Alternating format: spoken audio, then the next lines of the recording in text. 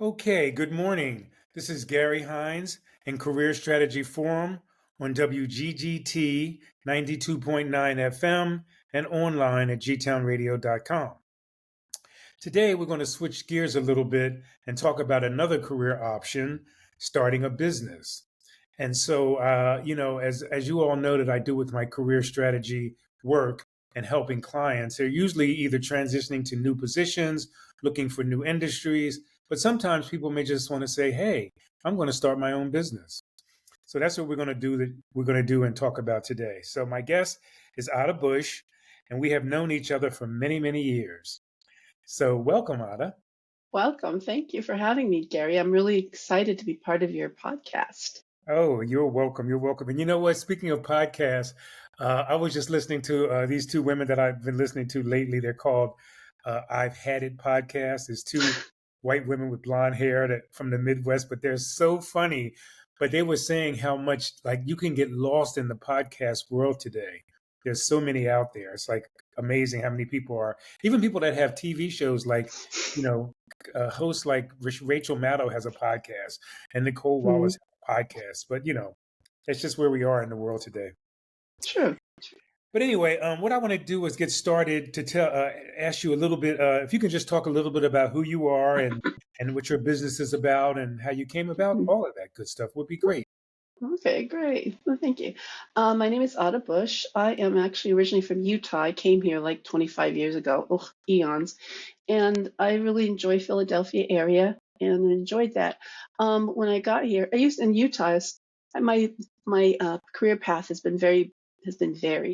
In Utah, I was a nonprofit. In Philadelphia, I got into the corporate world, working at GlaxoSmithKline.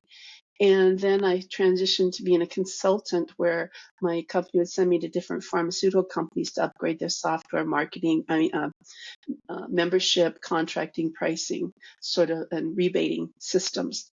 And then the shutdown happened, and I decided, we were late. I was laid off. There's a bunch of us that were laid off. And during the shutdown, I decided, I want to do something different. But I do enjoy the software world. So I taught myself HTML and CSS. I said, oh, I'm going to build websites, or do something like that. So I was doing that, and then I saw that there was something else, UX and UI, user experience and user interface, talking about how you can make the websites more user friendly. I was like, oh, this sounds interesting. So it's like shiny things. And I'm like, oh, that's cool. That's cool. So I learned about that. And then as I was delving into that, I came happenstance upon social media. Like, oh, this is really a way to grow your business. So I started learning more about social media. And then I came upon digital marketing, which kind of has it's an umbrella for everything. It's like, oh wow, I think that's it. That's what I want to do. Go into digital marketing. So that's where I am now. And I started my own business, and it's been interesting because the statistics about small businesses failing within the first year or two are kind of sobering. And one thing that I noticed is that it's even worse for BIPOC, Black, Indigenous people of color, small business owners. And I thought, you know what? I can use that information to target my business because I always want to make an impact in the world. I guess that comes from my nonprofit days and volunteering days. It's like, well, not very many BIPOC small business owners take advantage of digital marketing. I think, okay, let me go that way. That'll be my niche.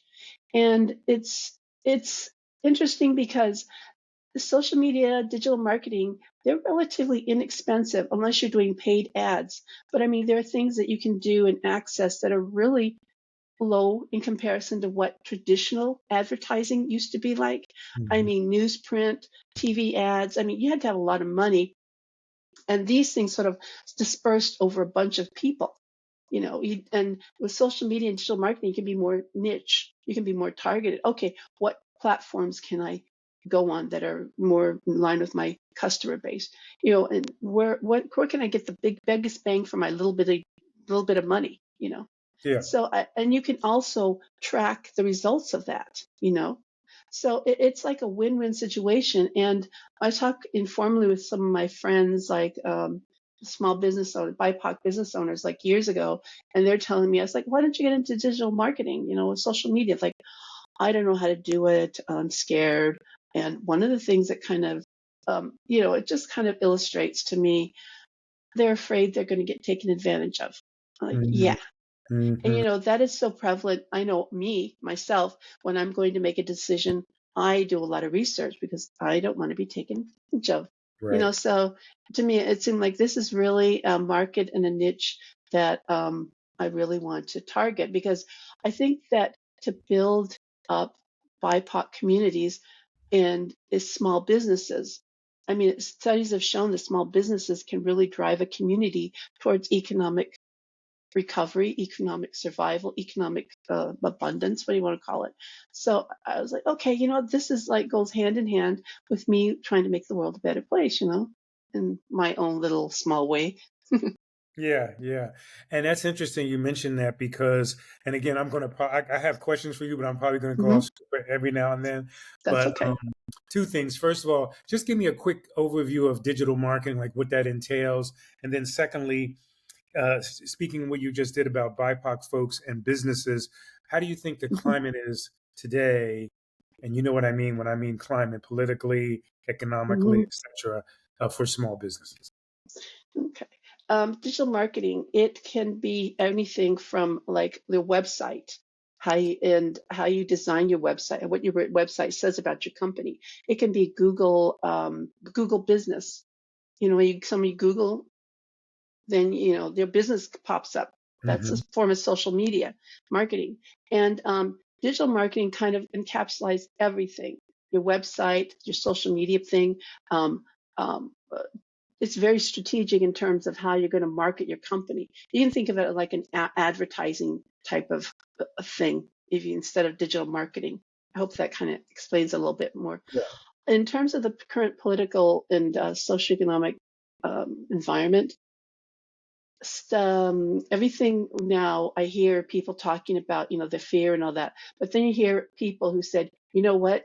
When times are bad, that's when you start your business. Mm, That's when you're able to get a stronghold.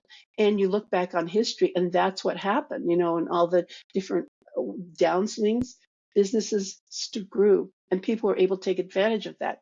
Don't ask me why, but it's wow. So I was looking at that, I was like, okay, so I don't feel bad. I think that in terms of the whole political thing, oh gosh, uh, money will protect us. I hope so. Hate to say that, Yeah, but something's got to protect us because going hmm forward looks a little scary. But anyway, but yeah, thanks for that information. And again, I think about what you just said. I think about people, all the businesses that got started during the pandemic and are still around, like anything that's remote, remote work, just things that people are doing virtually these days that they didn't even think about 5, 6 years ago. So yeah, when times are hard and scary, I agree. That's a time to get moving and try to find that niche that you can fill. So that's always a good thing. Okay, what challenges did you incur, if any, while starting your business? um, not knowing what I was doing. Hmm. It's like I had a general idea about what I wanted to do. I was like, okay, so just a lot of trying to, well, as you can see from my journey to where I am now, I was like, here, there, shiny things. Ooh, okay. And so it was just trying to find a focus. And I think the one thing that really helped is try to figure out what it is that you want to accomplish. What is your vision? What is your mission? What will make you happy? And so I kind of tied into that and like the BIPOC small business owners, and that helps sort of frame and make everything kind of clear. And if I came up against something, is that in line with what I want to do? No, it's not really. It kind of helped provide little guardrails for it. Um, but the biggest thing I think that I would take away from this is always being open to learning. Mm, I mean, as I went through and hit little roadblocks, I was like, what am I going to do? I don't know. I don't know very many small business owners. So a lot of just Googling, talking to people, ask him, well, how did you do this? How did you do that? I think that the ability to continually put yourself out there and not be afraid to fail. And listening to inspirational things really helped me too, because one of the things that comes up is like, oh, I didn't make it. It didn't work out. I'm so sad. And you listen to people who have made it, so to speak. They said, I have failed so many times. I have lost so many businesses, but you just keep trying. So you Hmm. just pick yourself up, dust yourself off, and start all over again, as the little song goes. So Yeah. that I think that helped too, is just knowing that failure is just, or not succeeding is just a point on the path to success. Very good. And it's something that resonated with me, what you just said earlier, is that if you get into a point where you're like unsure what to do next or you don't understand something, you learn about it. Just like you said you took a course on such and such a thing, or you learned how to do various things that you didn't know before, but it all helped you out in the long run. So that's Mhm. good advice. If you come across a roadblock, investigate it, try to figure it out. Like, how do I do this? Do I need to take a course? Do I need to hire somebody who's an expert in this area? Something of Mhm. that nature. So good, good, good. Um, so you already mentioned the services you offer, but can you give me a little bit, and to the audience listening right now, Ada did create my current website. So if you haven't seen that, go to GaryHindsConsulting.com and take a look at Ada's good work. She did that work. So I was going to ask you just to describe kind of what you do in the website development part of your business. Okay. In the website development part, well, it depends on what people want to have me do. Like with Gary's, it was sort of like revising what he currently had. Um, Kind of encompasses everything. Never mind. Let me take that back. What I do is talk with the client, figure out what they want to have the website accomplish. What do you want to have it do? Do you want it to draw business? Do you want to get leads from it? Do you want to do this? So all that, kind of requirements gathering type of information, getting that, which will help in designing the website. Then kind of developing a brand for that customer. Right now, branding is important when you're first starting out so that people start recognizing your company, that Mm-hmm. type of thing, your logo, your colors, the type of thing. And then once you kind of build that out, you're doing a wireframe. So, like asking the client, okay, what exactly you want? Is this what you want? And kind of like doing it in a paper type of form, well, paper, digital paper, and they say, okay, yeah, that is it. Then moving on to a 2D design, which is kind of like in color, looks kind of like what the website would look like. You're able to leap from one page to the other. And then if the client says, no, I don't like that, then changing it and, putting in the colors and have the taglines and everything like that. And then the client says, yes, I'm satisfied with it. And then going into optimizing the website. So page speed, how long it takes for the website pages to load up, um, putting the pictures in the optimal type of format so that they don't take as much time to load and they don't use as much memory. Um, and putting on different things like different plugins that will help you um, optimize it. Like whenever something's happening, it kind of crunches up the data, crunches up the numbers, crunches up the pages, crunches up the pictures so that it goes by quickly. Like slow loading. Like you notice you do a page, it won't completely load until you scroll down to further, then it'll load up. So a lot of that sort of information goes on. And then the probably the big buzzword these days is keyword optimization, like making sure that your titles of your headlines will grab the reader, and also that whole optimization is working towards Google. Google has different algorithms which help um, figure out which websites and which data is going to be put in front of the user, person searching. So all of that kind of goes into that last piece after everything is done. And then it's finally given over to the user, I mean, the person who asked for the website. And then, some training goes along with how to use the optimization tools and any training they need to update their website. Hmm. So that's kind of it in a nutshell. Yeah, and just again for the audience's benefit, Ada really spends a lot of time working directly with you. There's phone calls, there's meetings, there's shared screens, etc. So you can really see step by step what she's doing and how it's going, and whether you like it or don't like it. And she'll say things like, "Does this work for you, or should this be smaller, broader, brighter, deeper, whatever?"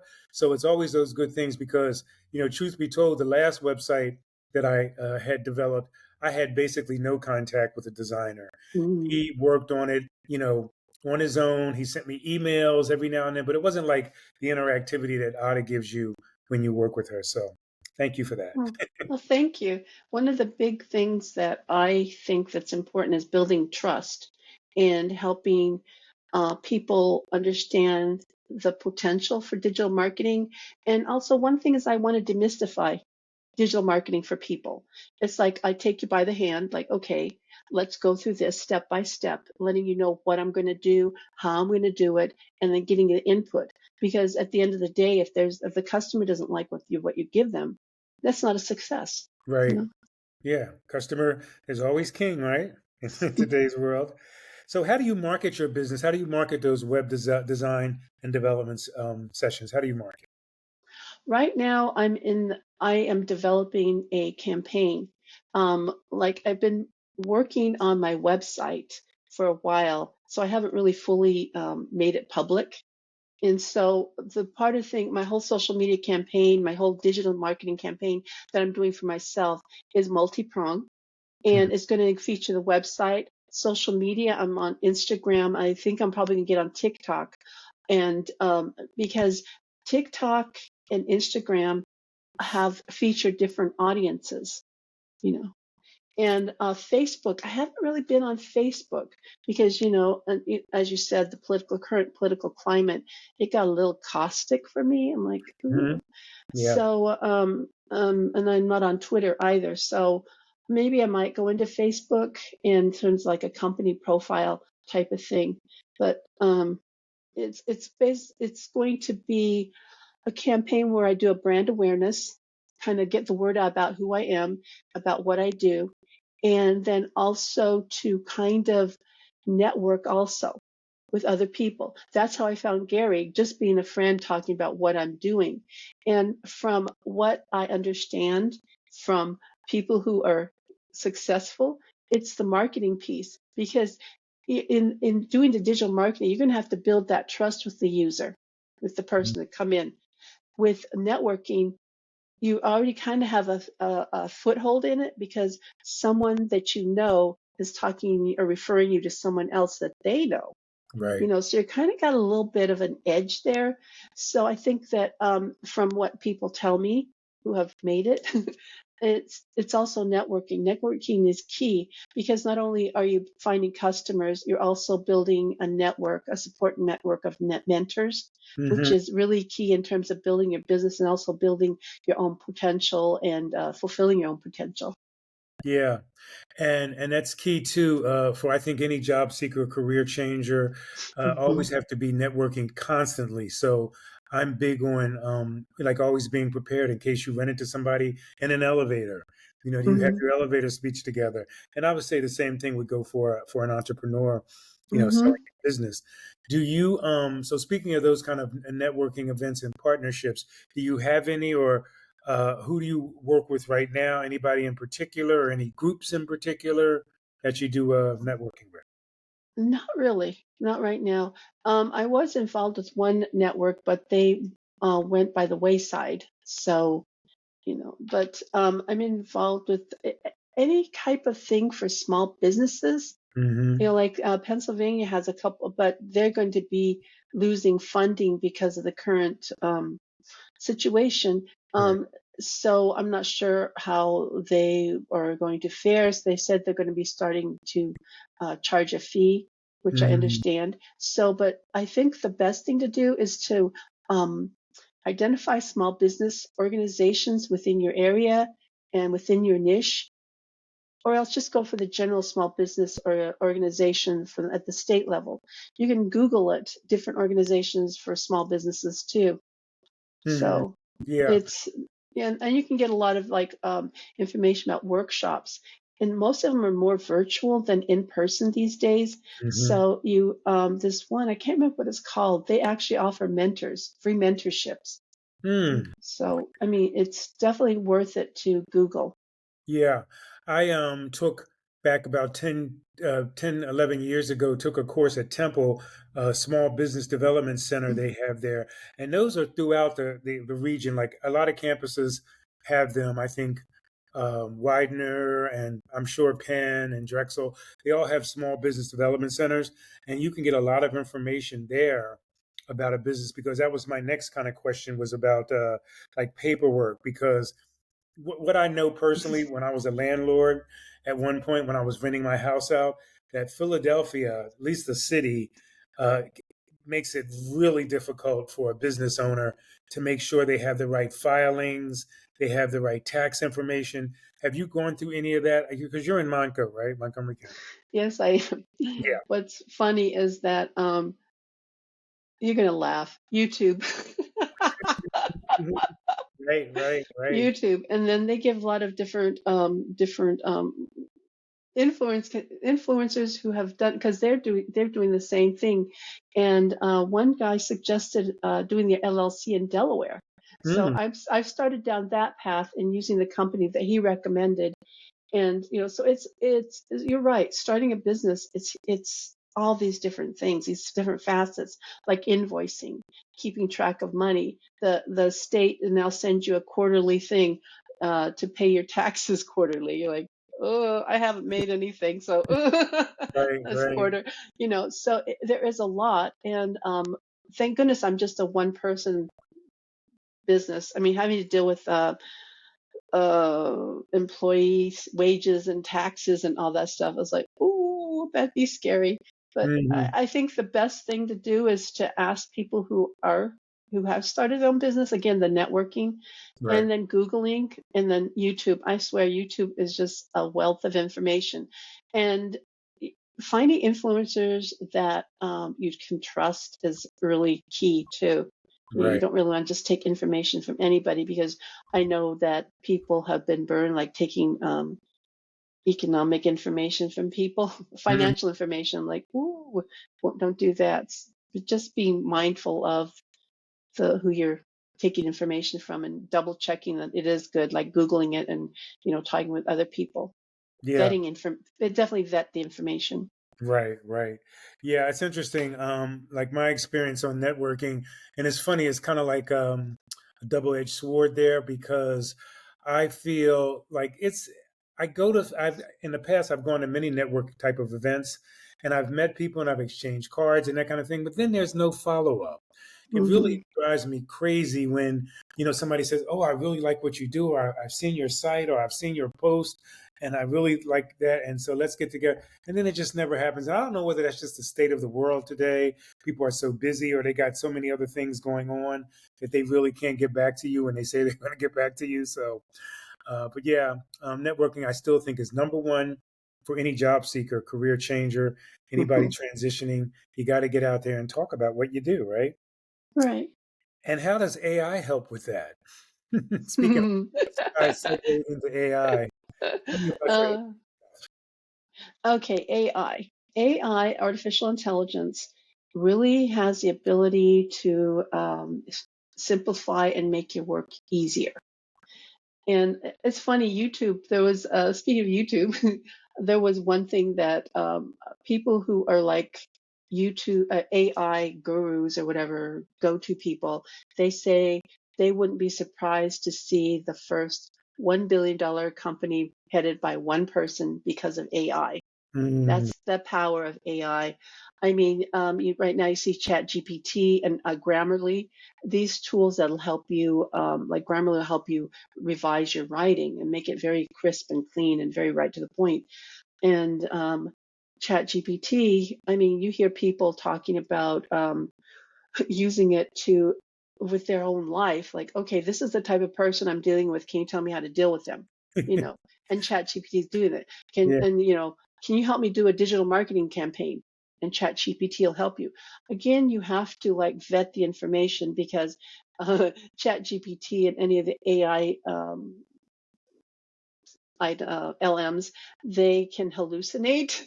Mm, Sometimes they give you information it's like, and then sometimes they give you different information. Like I'll ask it something, and it'll give me an answer. Then a day or two later, I'll ask, or maybe in the same day, I'll ask them the same question, and they'll give me a different answer. It's like, mm, okay. So again, you have to vet the information, but AI definitely has the ability to help you streamline your business and help you do things that you weren't quite sure how to do. Like, oh, can you help me do a spreadsheet for my business expenses? It can mhm, help you do that. Can you yeah, help me do a template? So it's able to help, I think, small business owners a lot. mhm, And some of the things, let me see, it can help you if you have a social media campaign right now or platforms account, then you can ask it to help you write your social media content. mhm, You can help it like, okay, help me revise this. I want to do my social content on this. Can you help me suggest some ideas? Can you right. help me revise that? So you can really use it to further whatever it is you're doing, and it really cuts down on the research time. Mhm, mm, And I mean, it's phenomenal. I'm hooked on it. And yeah. I'm so hooked on it that I decided to go into AI. I just telling you recently that I learned Python, which is like the basic language for AI, and I'm beginner still. I'm working my way to intermediate, and then I'm taking an AI course, an artificial intelligence course. And I've only been doing that for like a week or so, but it's kind of interesting because right now they're talking about algorithms, how the AI, how you teach the AI to do algorithms. Like, Mhm, okay, mhm. so I think that it definitely has a space and a place for small businesses. Oh, great, great. Yeah, I'm getting used to using it as well. And I was wondering, do you have a preference of Chat GPT versus Claude, which I've been hearing a lot about, and Copilot and some of these other ones, or is Chat like the standard right now? Chat Well, GPT. yeah, I like ChatGPT because that was like one of the first ones to come out. So they revised it a lot. And they came out with this new version. I can't remember what it is, a couple of days ago or a week ago, and there are some bugs in it, but I haven't upgraded my version yet, so I'm still using the basic. Hmm. Okay. And so, but I really like ChatGPT. Some of the other ones, I don't know whether it's because I'm used to using ChatGPT, but I find them more difficult because, again, like I learned on ChatGPT. Hmm. It Yeah, kind of yeah, trains you. So, makes but I sense. think if I use them more, I would probably find differences in Hmm. that I like, So Yeah. I think I might investigate that. Okay. Good, good, good. So I can't believe we only have a couple of minutes left out of this 30 minutes. Can you believe it? It's passed on that long? No. So I wanted to just kind of close with having you give any final thoughts on people starting a business, and also if people want to get in touch with you, how do they do that? Oh gosh, that's a good question. I have I totally well, you know what? Let me give you my email address. Sure, that'll be It's my great. name, Adah, ADAHBUSH at gmail.com. Because like I said, I'm working on everything. They haven't quite yet become, I haven't quite materialized yet. So it's audahbush at gmail.com. So feel free to drop me a line. And a closing thought is that if small businesses, if you want to do one thing for your business that you haven't done, that is to optimize your Google business profile. It's out there, it's free, and just, so you'll show up in local searches and maps. You can add your photo, hours, website links, services, etc. And it builds trust and credibility, and also feeds into both social media and digital marketing, into the Mhm. SEO visibility and optimization. So Yeah, yeah, great, great advice. Well, thank you so much, Ada Bush. I appreciate you coming on today and talking to me. And okay. we'll probably have to have you back again at some point to talk about other subject matter. But anyway, folks, you've been listening to Gary Hines Career Strategy Forum on G Town Radio, WGGT FM 92.9 FM, and at gtownradio.com. We will see you next month when we'll be talking again about some career related activities. Again, I'm on the second and fourth Saturdays from 11 a.m. to 12 noon. Thank you so much, Adah. You're welcome. Thank you for having me. Take care. You too. Bye bye.